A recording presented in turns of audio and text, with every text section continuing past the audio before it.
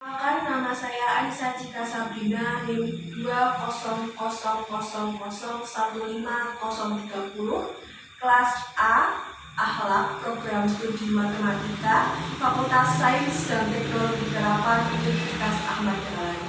Sini saya akan berceramah dengan tema akhlak bermasyarakat yang berjudul menjaga hubungan baik dengan tetangga. Sebelumnya, Assalamualaikum warahmatullahi wabarakatuh.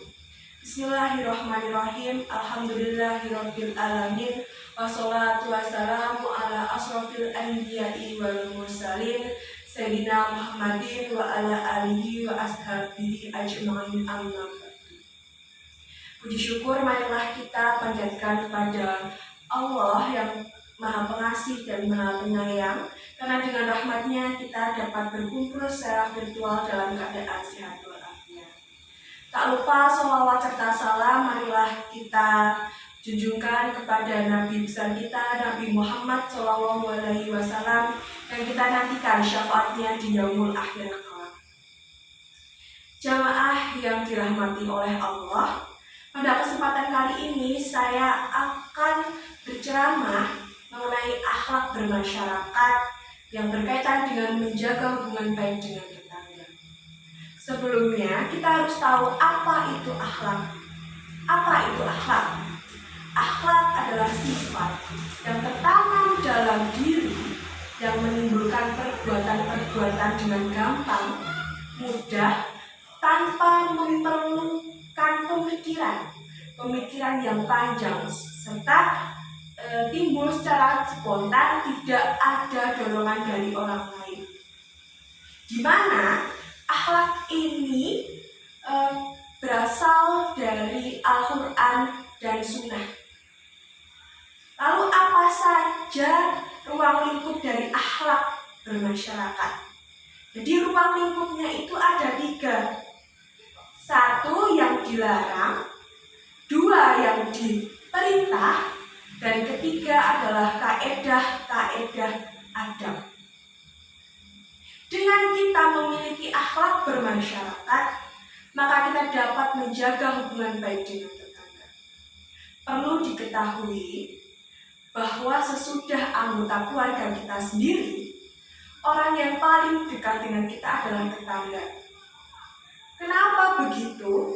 Saya mengatakan begini karena ketika kita dalam kesulitan, misalnya ada kematian, maka tetanggalah yang datang untuk bertakziah, kemudian membantu menyiapkan tenda dan lain sebagainya.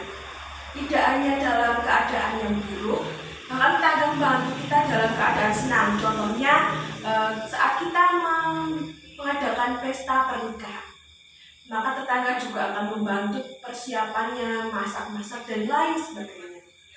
Kemudian saat kita bepergian selama 1 hari, 2 hari, 3 hari, bahkan sampai berminggu-minggu, terkadang kita menitipkan rumah kita pada tetangga kita untuk dijaga saat kita tidak berada di rumah. Dari contoh-contoh di atas, kita mengetahui betapa pentingnya peran tetangga, sampai Rasulullah itu menganjurkan kepada kita untuk mempertimbangkan siapa yang akan menjadi tetangga kita saat kita akan tinggal di lingkungan yang baru.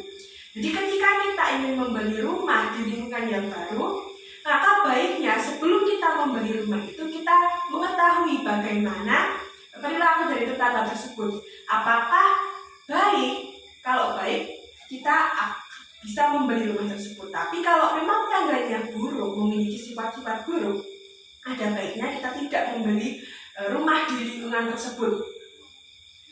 Hal itu jelas bahwa Rasulullah itu sudah bersabda dalam hadis riwayat Khatib, yang isinya tetangga sebelum rumah, kawan sebelum jalan, dan bekal sebelum perjalanan. Rasulullah juga mengatakan bahwa tetangga yang baik adalah 1 dari 3 hal yang membahagiakan hidup.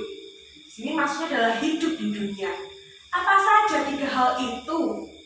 Yaitu tetangga yang baik, rumah yang lapang, dan kendaraan yang nyaman.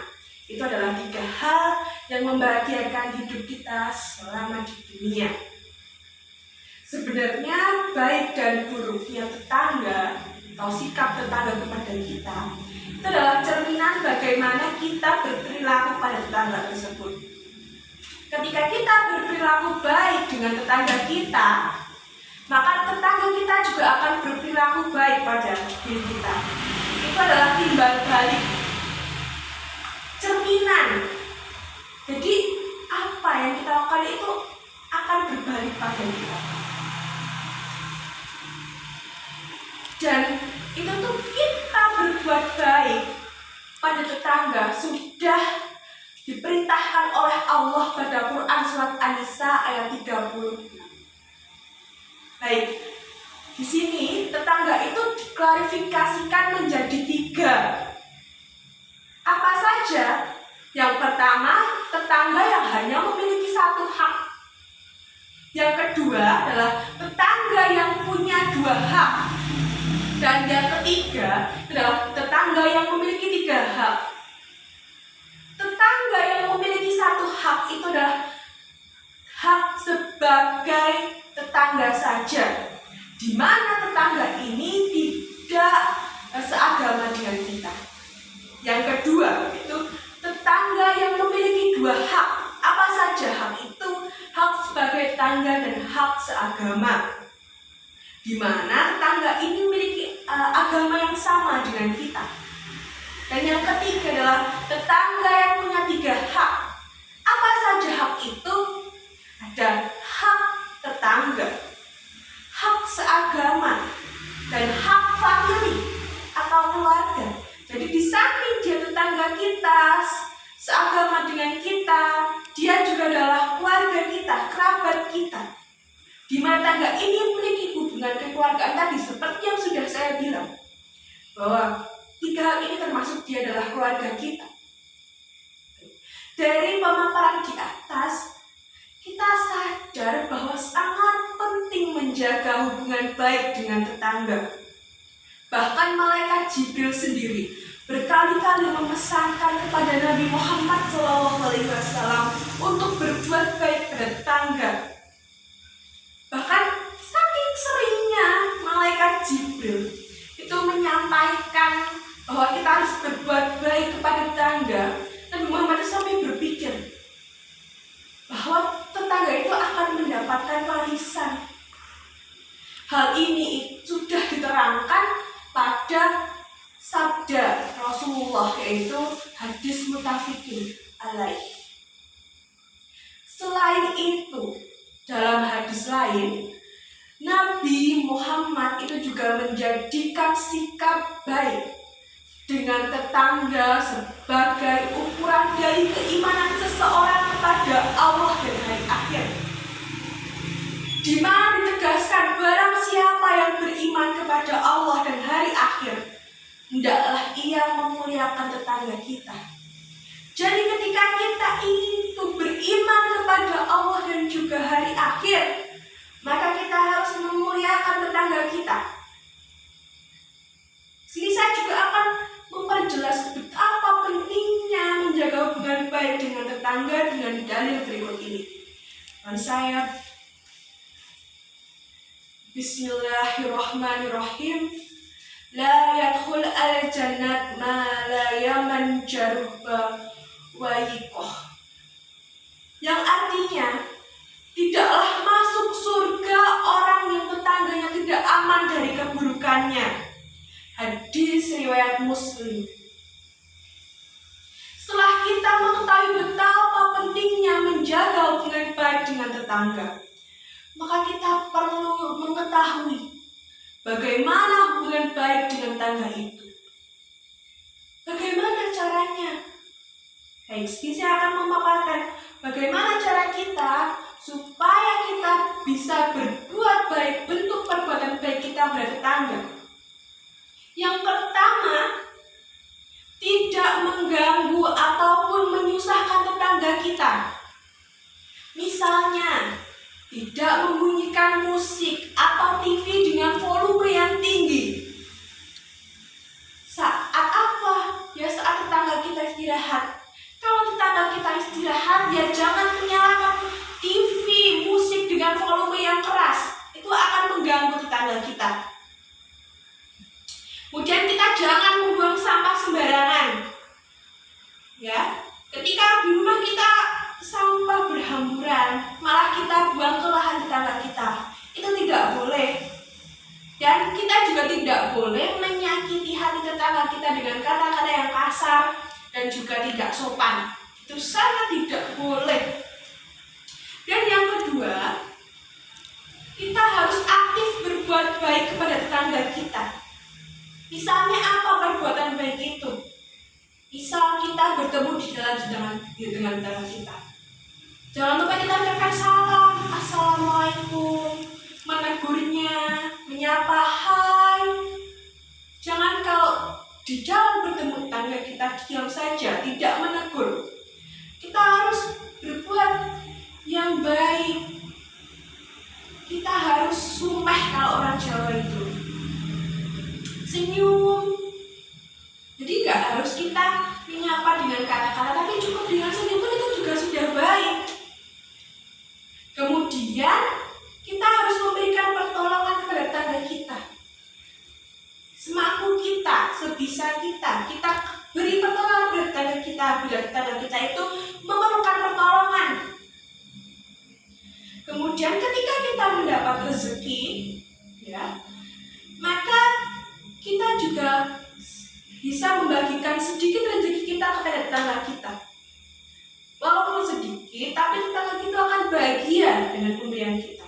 Bila-bila kalau kita sangat ikhlas, dilihat dengan hati yang ikhlas, maka tetangga juga akan tambah suka, tambah senang. Kemudian, ini dalam hadis Rasulullah ini, Rasulullah juga menguraikan bagaimana cara berbuat baik dengan tetangga, yaitu apabila tetangga kita sakit, kita menjenguknya. Apabila tetangga kita meninggal, kita mengiring jenazahnya, mengurus jenazahnya, membantu. Kemudian saat tetangga kita membutuhkan sesuatu, kita meminjaminya. Terus apabila tetangga kita tidak memiliki pakaian, ya jika kita memang punya pakaian yang lebih, kita berikan. Apabila tetangga kita mendapatkan kebahagiaan, kebajikan, kita ucapkanlah selamat. Kemudian apabila tetangga kita mendapatkan musibah, segeralah dibantu. Dan masih banyak lagi. Dari penjelasan saya tadi di atas, kita dapat mengambil kesimpulan. Yang pertama, menjaga hubungan baik dengan tetangga itu adalah sangat penting. Kemudian yang sangat penting, yang kedua, itu menjaga hubungan baik atau kita baik dengan tetangga itu juga sebagai salah satu untuk mengetahui bagaimana tingkat keimanan kita. Semakin baik tingkat keimanan kita, berarti dia bisa menjaga hubungan yang baik dengan tetangganya. Yang kedua, yaitu saya tegaskan lagi bahwa Rasulullah sangat menekankan untuk berbuat baik pada tetangganya, atau pentingnya menjaga hubungan baik dengan tetangga, karena tetangga sangat berperan penting pada kehidupan kita sehari-hari. Demikianlah yang dapat saya sampaikan. Apabila ada kesalahan kata dalam pengucapan, ucapan saya kurang baik, saya mohon maaf. Sekian dari saya, akhirul kalam.